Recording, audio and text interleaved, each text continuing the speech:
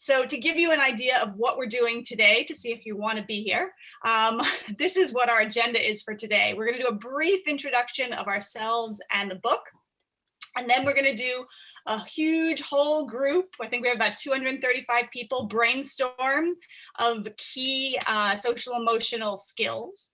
And then we are going to do some small breakouts where we're going to share best ideas for teaching social emotional skills. So you're getting the idea. This is going to be an interactive session. Something, Kim, I didn't realize until literally yesterday was that the word workshop contains the word work. I never realized that before. Anyway, but yes, this is going to be interactive. If you just want Kim to regale you with stories, that's another workshop. That's not today. Today is interactive.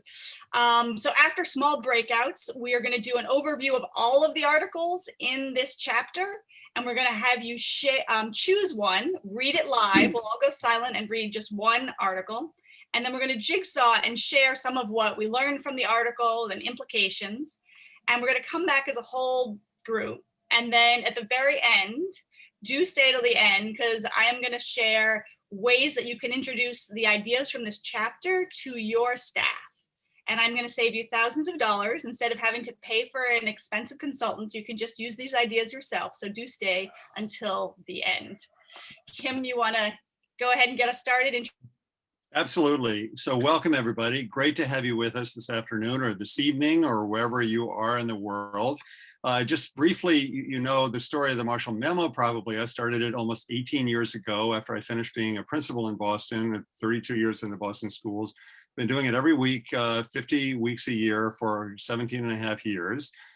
Basically, I read everything. I sit down on Sunday, read everything that comes in during the week, 60 publications I subscribe to, whatever comes in that week. Then on Monday, I write up a thorough summary. I hope you're finding it an intellectually responsible summary of each article and send it out to you. So that's great that you're getting this burst of professional development each week, but it's also a little bit random because it's whatever happened to come into my mailbox that week. So then we had the idea of putting together an archive. So some of you may search the archive, some of you may look in the archive because there are thousands of 8,000 or 9,000 articles there organized by topic and so forth. And that's great, but what are the best ones? So now we've identified the classics, which are in red in the archive. But wait a minute, there are thousands of articles. So that's where Jen and I had the idea of these books. And so let me just share my screen here. And you can see the covers of these two books. Let me share, actually I should share, yes, so there they are. And I saw a couple of people waving that you have a copy of the second one, you may have the first one. So the idea of the two books was to put together in 22 chapters all the sort of key topics that we thought, Jen and I together thought were the most pertinent, the most helpful, starting with planning and time management, going all the way up to teacher leadership and teacher teams and structures in the classroom and classroom management, et cetera. So in red, you can see the chapter that we're talking about today, which is part of the grouping in book 2, Mindsets that Support Learning. Also in that section are beliefs about intelligence and ability, race in the education of American students, partnering with families, and so forth. So that's the chapter for today. And so just to give you a quick overview of what's in this chapter, it's in 4 categories. Sort of character and moral development is a whole section there. Worries about social emotional development, because it turns out that this is being implemented in some problematic ways in some schools. Then the actual curriculum content that's taught in moral education and social emotional learning, and then specific programs. And we're looking at advisory group programs there. There's an article summary about debate as a way of building cultural capital. And then the one at the very end, which we may not even mention today, but helping teen girls deal with the hidden culture of female aggression. Fascinating article, but not one we're going to focus on today.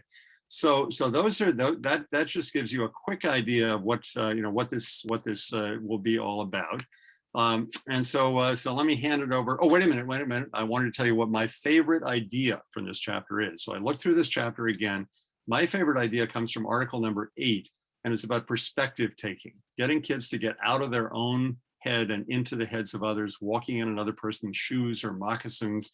And that's one of the key social emotional skills that really is sort of a turning point, according to the author of that article, Hunter Gelbach, of one of the most important things that can come out of this. So that's my quick intro. I want to hand it back to Jen, and she will introduce herself and the amazing publication that she does. which is parallel to the Marshall Memo, but completely separate. Great, thank you, Kim. Yeah, so Kim summarizes articles and sends out a summary every week. I summarize education books as part of my service, which is called The Main Idea. So every month I summarize an education or leadership book and I send it to leaders throughout the country. And I also give them ideas, workshop PD ideas for how they can take the ideas from the book and introduce them to their staff members. I also run mastermind groups. I have some of my mastermind members here. I meet with groups of 8 to 10 school and district leaders every other week for professional learning, support, problem solving, strategy sharing, and it's fantastic. I love those mastermind groups. If you might want to join, then reach out to me.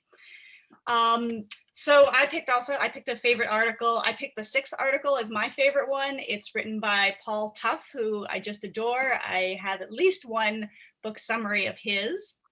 And he basically said that non-cognitive skills have captured all of our attention right now. And he wrote this before the pandemic. So clearly during the pandemic, it's captured all of our attention, right? But he says he doesn't believe that non-cognitive skills are taught the same way that you would teach like reading or math.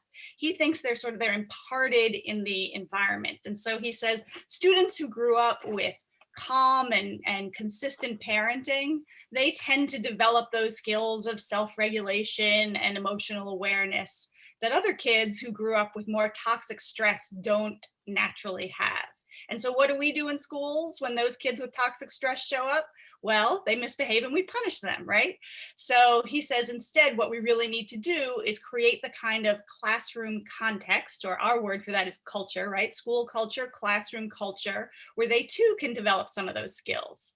And he says that there are 3 basic areas that we need to focus on: building students' competence, their autonomy, and their connection. And it's through building those that students develop the mindsets and the skills to have impulse control, to be aware of their emotions, to develop relationships, work in a team. Anyway, it's the longest article. You might not want to read that one, but I love Paul Tough.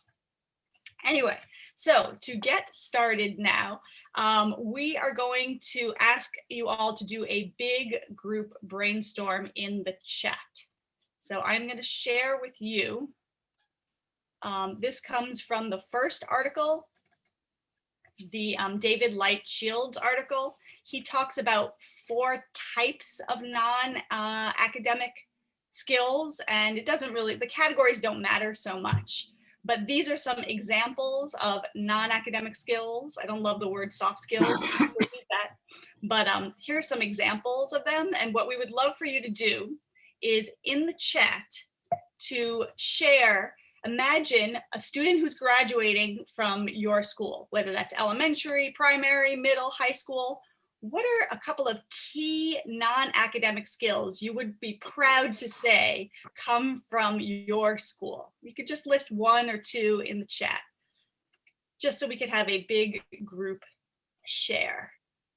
What are some other non-academic skills? So we're just sharing. So empathy, grit, resilience, honesty, self-advocacy. A couple of people put honesty, particularly important right now, right?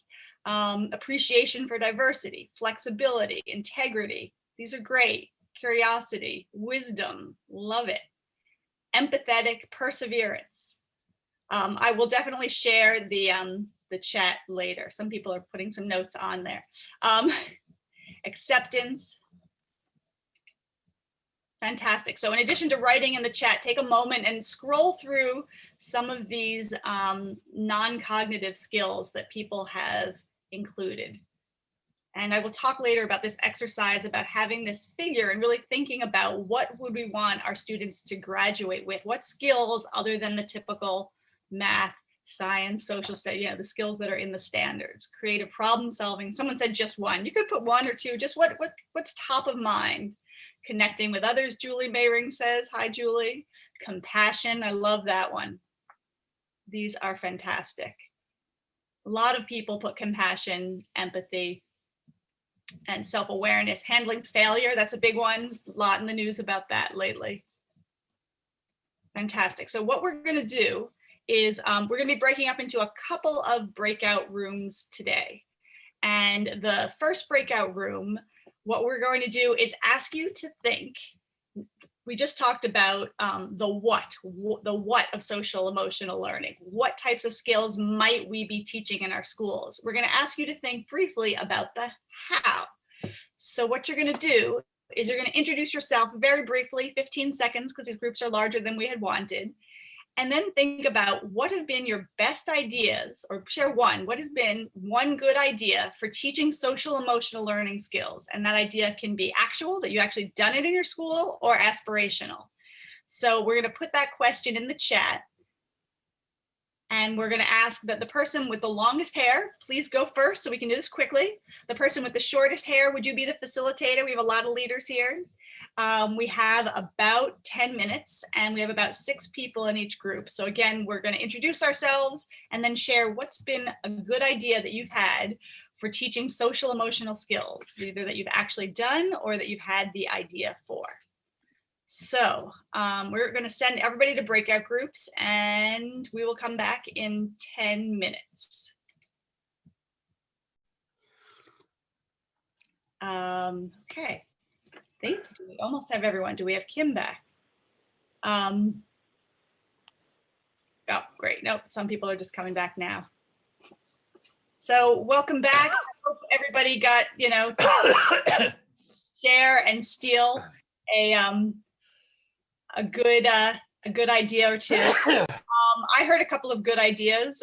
One person shared scheduling during COVID, at first a half hour for a community meeting at the beginning part of the day, so that teachers could work on social emotional skills and make sure they happen. Another person said they used student mentors in this virtual world, setting up older students with younger students. So those are just a couple of ideas I heard from popping around. I'm sure you all heard a lot of really great ideas. Kim, are you back yet? Did we lose Kim Marshall? That's kind of funny. Need to unmute myself. There we go. Now, okay. Now I'm back in voice and in person. Okay, so are we ready for the second poll? Jen? Sure, I will share the poll. Don't fill out the poll. Listen, Kim is going to describe the 10 different articles in the chapter, and then he's going to ask a question. So don't touch the poll. Just use this to look at and follow while Kim is speaking. So yeah, there are 13 article summaries in this chapter, carefully curated from many articles in this area. But let me just go over them quickly. And as you hear the titles, think about which one you would like to dive into, because we're going to invite you to actually read, silently read for 5 or so minutes the article that you choose. So let me quickly go through them and highlight what they are. The first one is 4 facets of character, and the facets that are mentioned in this article are intellectual, moral, civic, and performance character. The second article is rethinking social emotional learning, and it goes back to the ancient Greek virtues of prudence, courage, temperance, and justice, and talks about how those need to be brought back in schools. Kind of, you might think it's rather an old-fashioned idea, but it's a powerful one. The third article is education for full civic participation. And the author in the very beginning of this article mentions that Germany in the 1930s was a highly developed, supposedly civilized country. And the question was, how did the Nazi regime happen in a country that was so sophisticated? And what were German schools teaching students in the way of conformity and other social emotional skills in that period? And then the author brings it up to the current time. The fourth article is, should schools assess social emotional skills? And Angela Duckworth, the grit lady, basically says we need to tap the brakes here. We need to not get too carried away with measuring this. Some of the KIPP schools have gotten into this and other schools. And so how do we deal with this, which is very exciting and interesting, but should we be measuring it? Should it be for high stakes? And the fifth article is similar to that one. It's cautionary notes, the problem of vague definitions, the problem of traits versus behaviors, and so forth and so on. That's Russ Whitehurst in that article. The sixth article is successfully educating children who have experienced toxic stress. That's the article that Jen mentioned a few minutes ago by Paul Tuff, longer, interesting, provocative article about the issue of toxic stress and how we deal with kids who've experienced those stresses coming into school with all kinds of issues. 7th article is what parents and teachers can do to teach self-regulation. Daniel Willingham, one of the gurus in this field, he may be with us actually this afternoon, talks about parents and teachers teaching self-regulation. The 8th article is the one I mentioned, perspective taking. Hunter Gelbach, a very thoughtful educator out in UCLA now, talking about how we teach that skill. The 9th article is a flexible approach, talking about specific pointers for teachers in teaching these skills. And the 10th article is about advisories. And in my travels, I've been coaching principals now for 18 years, mostly in New York, but also I see advisory groups as a really problematic issue. I mean, it sounds good, but how are advisories being handled? Are they good?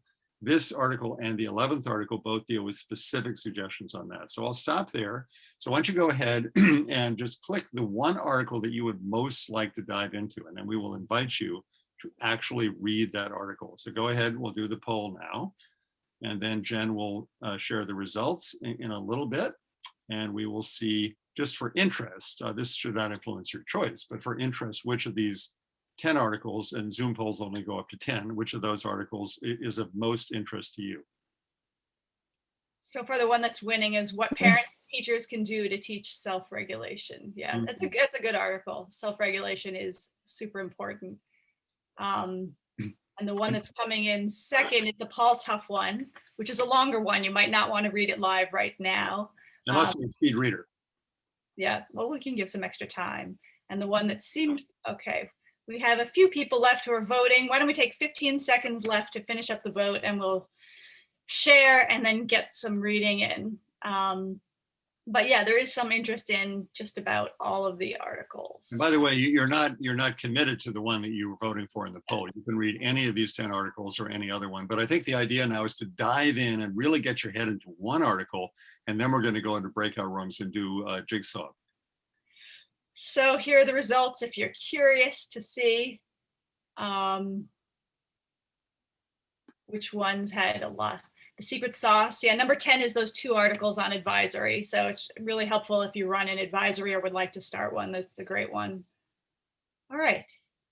So what we're going to ask people to do, the link was shared again in the chat. If you saw in the confirmation email, we included a link to a PDF of chapter 2. Some people have the book.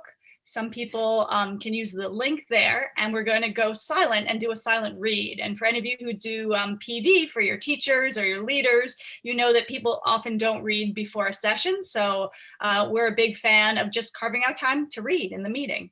So we're going to give people about 7 minutes to read. And while you're reading, think about 2 things. And we will also put this in the chat to share with a small group. What's one thing you learned from the new article, and what's an implication for your work? Something you learned and an implication for your work. And we're going to go into a second breakout group and share. So we will both shut up, and we will take about 6 or 7 minutes just to read. So you can go on mute and just read your piece. Before we go, which one is the educating students who experiencing stress? That is number 6. Paul Tough. Thank you.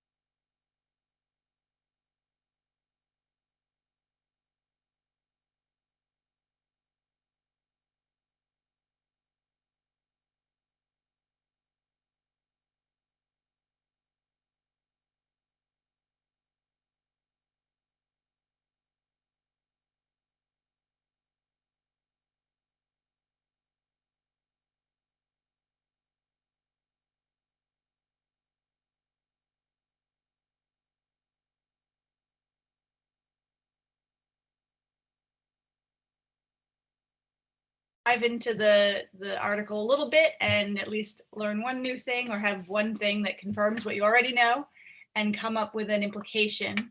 And Kim and I were going to do a poll to ask if you wanted to join the same breakout group as earlier or a different one, but I realized that a lot of people have left and new people have come in, so it's probably better, Kim, if I just reconfigure the groups. Sure, yeah, that makes sense. Yeah. And the second thing I realized is that our icebreaker, our opening poll, I totally forgot to do. Should I do that one now, Kim, about social? Yeah, I just thought of that. Good catch. Not good planning. Okay, before we're about to jump into groups, but to open things up, we wanted to ask people whether they believe, and maybe you think differently now that you've read an article, do you believe social emotional skills are mostly innate, or do you believe they're mostly learned? And you can scroll all the way down here. You can fall somewhere along the continuum. They're completely innate, number 1, completely learned, 10, or somewhere in the middle. What do you think? And you might have chosen articles that address this. And if you were all in person, I would have all 227 of you line up and make a human continuum, 6 feet apart across, of course, so that we could visibly see where you're standing from 1 to 10. So nobody so far thinks it's completely innate. Some people do think completely learned. So I will give everybody 10 seconds and we'll share the poll. This is what we meant to open up the whole thing with before you read anything. So 5, 4, 3, 2, 1. Okay, let's see. So it looks like most people are 7, so leaning more toward learned, and a lot more 5, 6, 7, 8, and no 1s or 2s. No one wants to say they're completely innate. Now, I guess we're all educators, so that makes sense that we would believe that it's learned. So I'm going to put you into breakout groups again. And this time we will also take about 10 minutes and we're going to discuss those 2 questions. We're going to do a jigsaw, which I hope many of you have heard of. If you haven't, it's a way that you can assign all different kinds of readings to students or staff at a staff meeting, and everybody shares their idea and then what they've read, and then you've covered a lot more reading. So share one thing you learned from your article so that everybody can understand and get that new idea, and what implications for you. How might you teach social emotional learning or incorporate that into your school? And this time, let's have the person with the shortest hair go first, and the person with the longest hair, please be a timekeeper and make sure that everybody has a chance to go. So, how long do we have for this one? We have 10 minutes. Yes. Does that sound right? Yes, 10 minutes. And I am opening up the rooms now. You can make a connection in the chat if you want to reach out to anybody. Okay, I'll do that. Thank you. Well, thanks everybody. I hope it's been useful to hear some of what was in other people's articles and get something from your own article. People are still coming back now. He'll give us a few seconds to come back. Almost got everybody.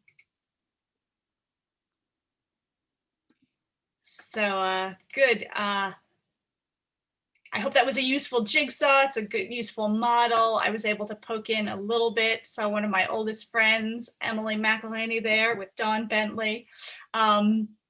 Great. So Kim, you want to set everybody up to share some ideas in the chat? Sure. So this is it's a large group, but it's a good idea. Let's use the chat function now. Just put in just a brief phrase about what your biggest takeaway was. One big idea you're taking away from the reading, from the breakout room discussion that we just had.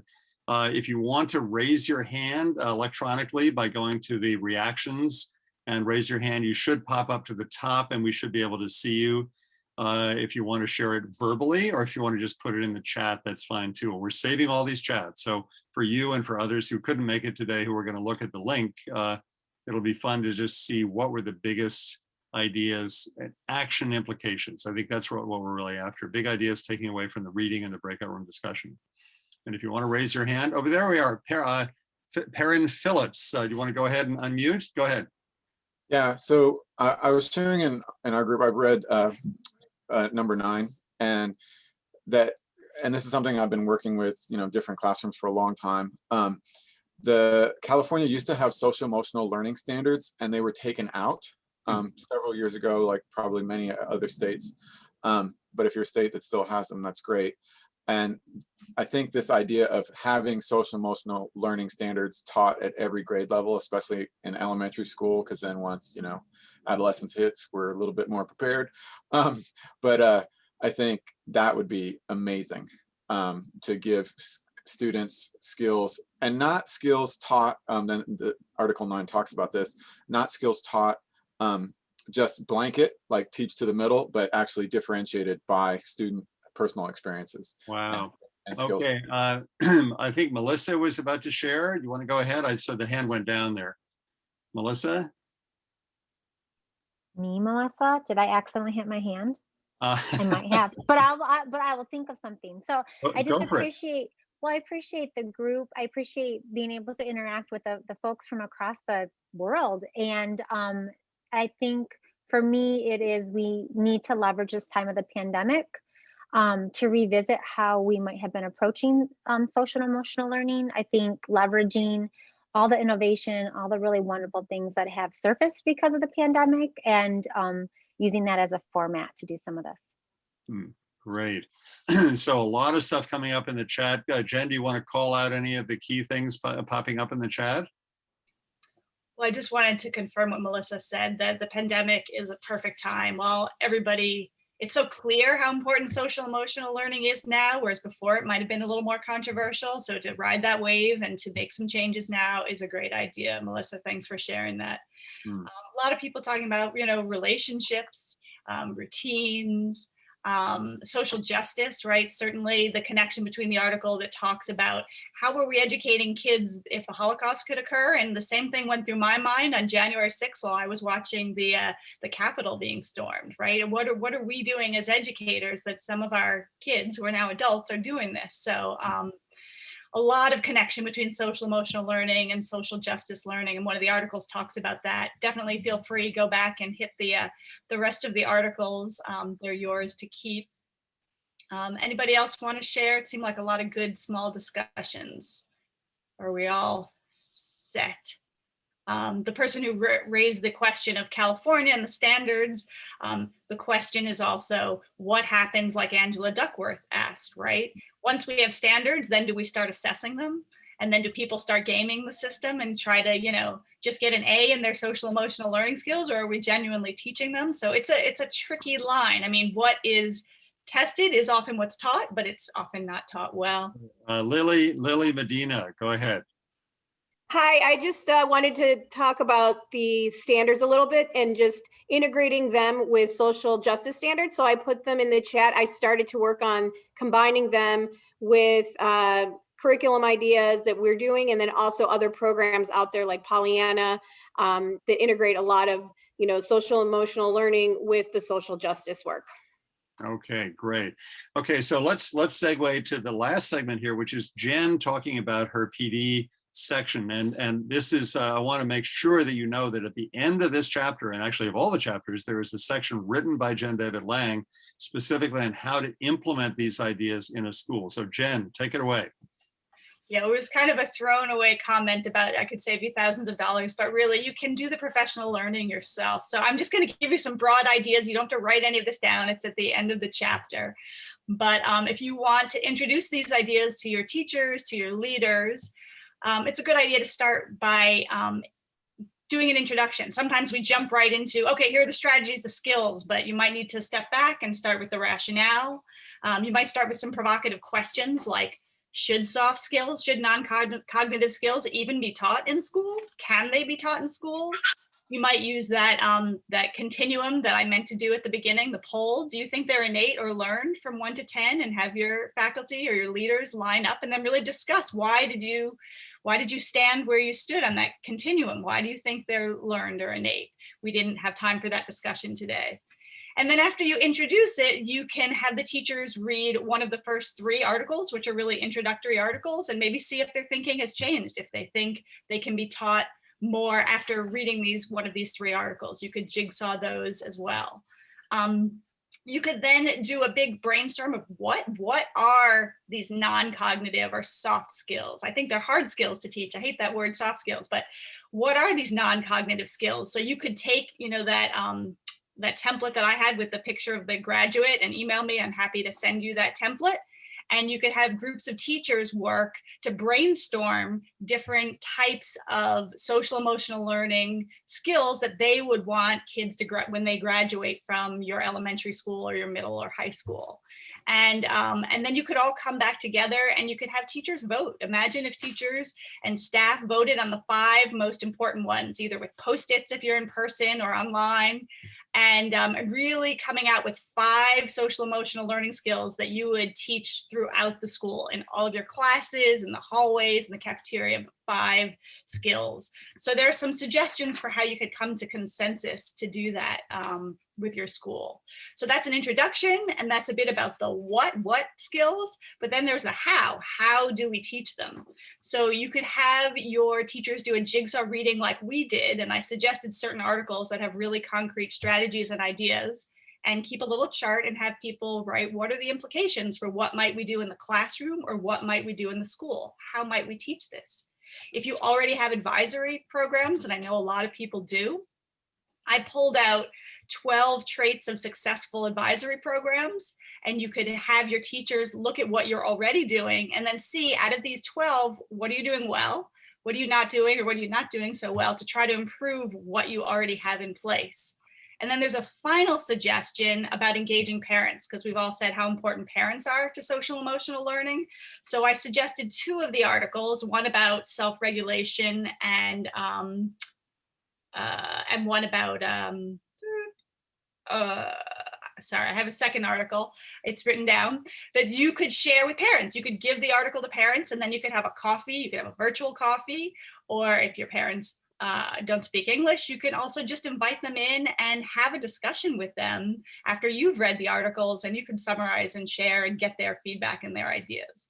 So there's some real concrete ways at the end of this chapter that you can bring these ideas to life in your school and share it with people without bringing in an expensive outside consultant.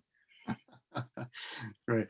Okay, Jen, and so let me just close the last 2 minutes by thanking all of you for being here, but also I want to say a little bit about Jen's role in these 2 books.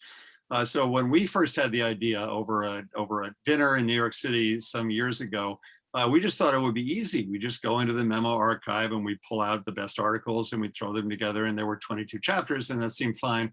And from the very beginning, Jen has been the voice saying, wait a minute, these have to be organized, they have to be sequenced. We disagreed about a lot of things, and she was always right about which ones were in. And then she wrote these superb professional development suggestions at the end of every single chapter. So hats off to Jen. This is what is really going to make this book so usable. Make sure to read all the way through to the end of each section, each chapter, so you can see these specific, concrete, practical implications of how you use this incredibly good material with your teachers, with your State Department of Education, with your whatever organization you're in.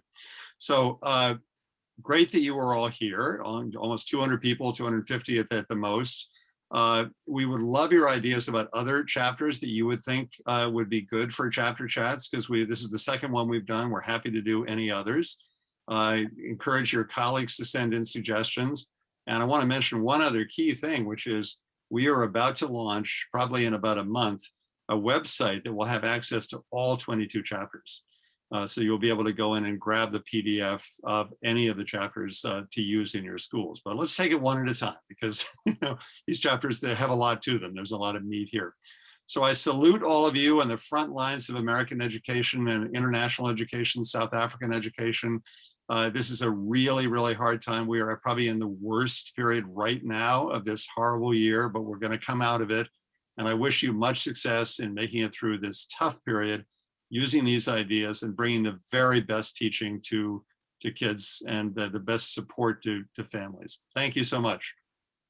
Thank you. If you want to unmute and say goodbye on your way out. Thank you. Thank you. Thank you. Thank you so much. Bye, everyone. Bye, goodbye on my way out. Thank you. Bye. Thank you very much. That was Thank great. you, Jen. Bye.